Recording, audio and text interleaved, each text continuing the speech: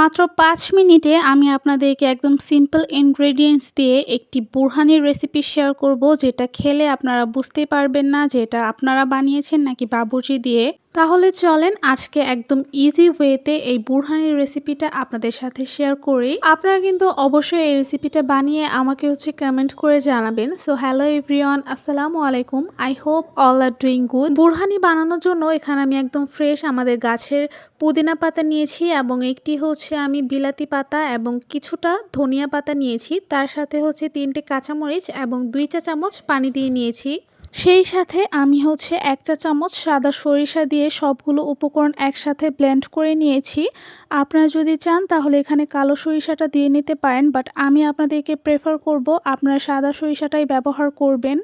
এই তো দেখতেই পারছেন আমার ব্লেন্ডার করা একদমই কমপ্লিট। আর যেহেতু পাতা ব্যবহার করা হয়েছে সেটার আঁশ তো অবশ্যই রয়েছে, সেজন্য আমি এই আঁশগুলোকে বের করার জন্য চালনির সাহায্যে ছেঁকে নিয়েছি। আর দেখতেই পারছেন আমার প্রপার একটি মিশ্রণ তৈরি হয়ে গিয়েছে।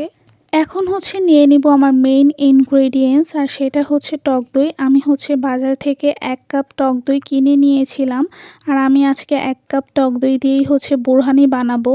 1 কাপ টক দইয়ের জন্য আমি এখানে 1/3 কাপ চিনি ব্যবহার করেছি। চিনিটাকে দিয়ে আমি ভালো করে একটি হুইস্কের মাধ্যমে সবগুলো ইনগ্রেডিয়েন্টস মিশিয়ে নিব। যখন দইয়ের সাথে চিনিটা মিশে যাবে তখন আমি এক এক করে সবগুলো ইনগ্রেডিয়েন্টস অ্যাড করব। প্রথমে আমি বিট লবণ ব্যবহার করেছি, আপনারা চাইলে নর্মাল লবণ বা পিঙ্ক সল্টও ব্যবহার করতে পারেন। এরপর 1/2 টেবিল স্পুন ভাজা জিরার গুঁড়া দিয়ে ভালো করে টক দইয়ের সাথে মিশিয়ে নেব। সবগুলো ইনগ্রেডিয়েন্টস ভালো করে মেশানো হয়ে গেলে এটাকে আমি অন্য একটি বোলে ট্রান্সফার করে নিব। প্রথমেই আমি ফ্যাটানো দইটা নিয়ে নিয়েছি এবং যে সসটা আমি আগেই বানিয়ে রেখেছি, যেই লিকুইডটা বানিয়ে রেখেছিলাম সেটা দিয়ে দিব এবং 2 চা চামচ আমি উঠিয়ে রাখবো। টেস্ট করার পরে আমি অল্প অল্প করে মিশিয়ে নিব। আপনার বুরহানি বানানোর সময় সবগুলো ইনগ্রেডিয়েন্টস একেবারে না দিয়ে চেষ্টা করবেন অল্প অল্প করে দিতে বা টেস্ট করে দিতে, যেন পরবর্তীতে কোনো কিছুর কমতি থাকলে আপনারা সেটাকে অল্প অল্প করে মিশিয়ে নিতে পারেন। কথা বলতে বলতে এখানে আমি 7 আপ এবং পরিমাণ মতো পানি দিয়ে নিয়েছি। আপনারা আপনাদের পরিমাণ মতো পানিটাকে অ্যাড করে নিতে পারেন।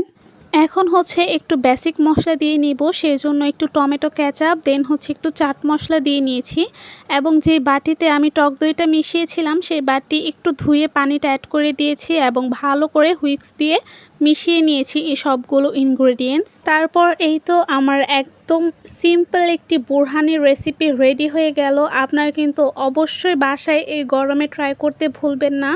যারা এই রেসিপিটা ট্রাই করবেন অবশ্যই কিন্তু আমাকে রিভিউ দিতে ভুলবেন না। আজকে এই পর্যন্তই, সবাই ভালো থাকবেন। আর হ্যাঁ, যদি নতুন কোনো রেসিপি লাগে অবশ্যই আমাকে জানাতে পারেন। আল্লাহ হাফেজ।